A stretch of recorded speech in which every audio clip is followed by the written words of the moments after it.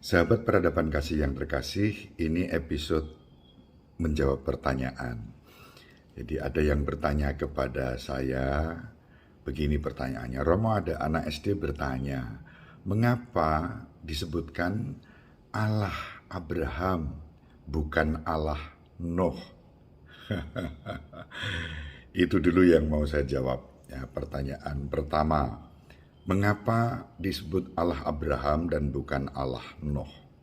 Sahabat yang terkasih, saya menjawab pertanyaan ini mengacu pada Katekismus Gereja Katolik. Ya, dalam Katekismus Gereja Katolik nomor 59 sampai 61 itu ada penjelasan dengan subjudul Allah memilih Abraham. Pada nomor 59 dikatakan, supaya mengumpulkan kembali umat manusia yang tercerai-berai, Allah memilih Abram. Ya, nama asli Abraham adalah Abram. Ya, ketika dipanggil pertama kali bernama Abram, yang tinggal di Ur, yang beberapa waktu lalu dikunjungi oleh Paus Fransiskus yang ada di sekitar Irak, ya, di kawasan masuk di negara Irak. Ya, sekali lagi dikatakan dalam katekismus, Allah memilih Abram dan memanggilnya keluar dari negerinya Ur tadi, dari kaum keluarganya dan dari rumah bapaknya untuk menjadikannya Abraham. Jadi dari Abram diubah menjadi Abraham karena pilihan dan panggilan dari Allah semesta alam. Abraham berarti bapa seluruh bangsa atau bapa sejumlah besar bangsa. Itu ada dalam kitab Kejadian bab 17 ayat 5. Dikatakan, karena engkau, aku akan memberkati semua bangsa di bumi.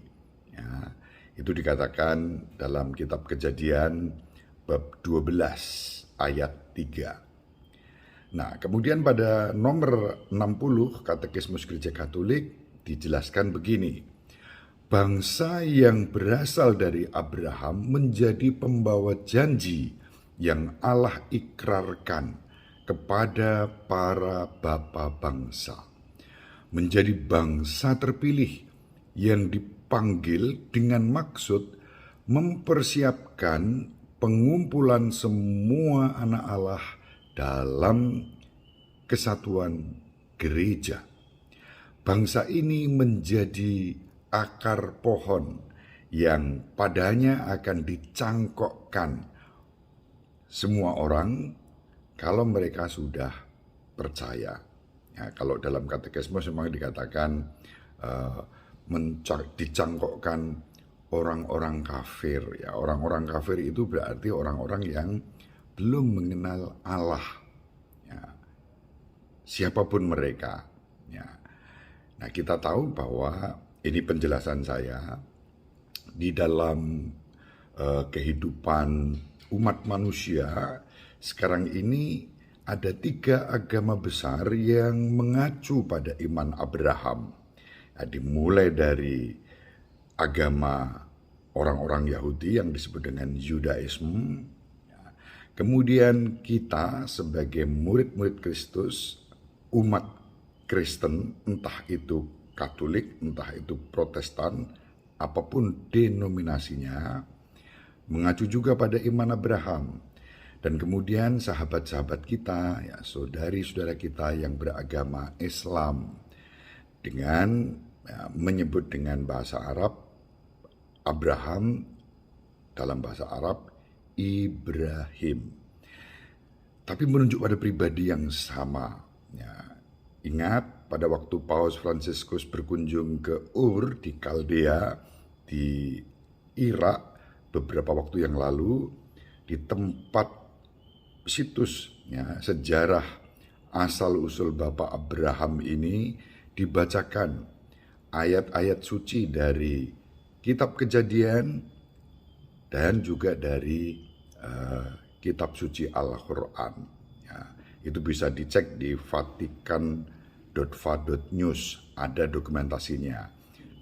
Kalau mengacu pada Nostra Aetate artikel 1-5 dan juga Lumen Gentium artikel 16, Gereja Katolik tidak menolak apapun yang baik, yang benar dan suci yang ada dalam semua agama dan kebudayaan. Yaitu artinya siapapun, apapun agamanya tidak pernah oleh gereja disebut kafir. Nah, gereja menghormati, menghargai. Maka kata orang-orang kafir yang disebut di dalam katekismus ini pertama-tama adalah mereka yang karena satu dan lain hal ya, tidak mengimani Allah. Jadi dalam arti itu ya. Kemudian pada nomor 61, ini nomor yang terakhir yang ingin saya terangkan. Para bapak bangsa, para nabi dan tokoh-tokoh besar yang lain dalam perjanjian lama dari dulu dan terus dihormati dalam semua tradisi liturgi sebagai orang-orang kudus, termasuk Nabi Nuh dan nabi-nabi yang lain.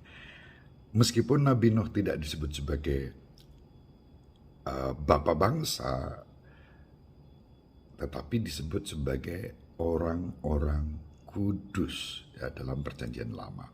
Itu sebabnya dan alasannya mengapa disebutkan Allah Abraham bukan Allah Nuh. Karena Abrahamlah yang dipilih menjadi bapa seluruh bangsa. Ini penjelasan saya, semoga jelas. Lalu pertanyaan yang kedua, ada pertanyaan yang kedua. Mengapa Yesus berdoa kepada Bapa di Taman Getsemani? Kan Yesus juga Allah. Jangan lupa Yesus sungguh-sungguh Allah, sungguh-sungguh manusia. Dan ketika Yesus berdoa di Taman Getsemani, Yesus sebagai manusia, sungguh-sungguh manusia yang taat kepada Bapa sebagai putra Allah yang maha tinggi. Ketaatan itulah yang kemudian mendatangkan keselamatan kepada kita. Yesus sendiri mengatakan, aku dan Bapa adalah satu. Ya, baca Injil Yohanes. Aku dan Bapa adalah satu, tapi Bapa lebih besar dari aku. Itulah sebabnya Yesus berdoa kepada Bapa. Dan ketika disalibkan, Yesus juga berdoa kepada Bapa. Eli, Eli, lama sabatani. Allahku, Allahku, mengapa kau tinggalkan aku? Dan pada akhirnya ya, Yesus berserah kepada Bapa. Ya Bapa, ke dalam tanganmu kuserahkan nyawaku. Yesus wafat, dimakamkan, dan bangkit. Semoga jelas untuk kita.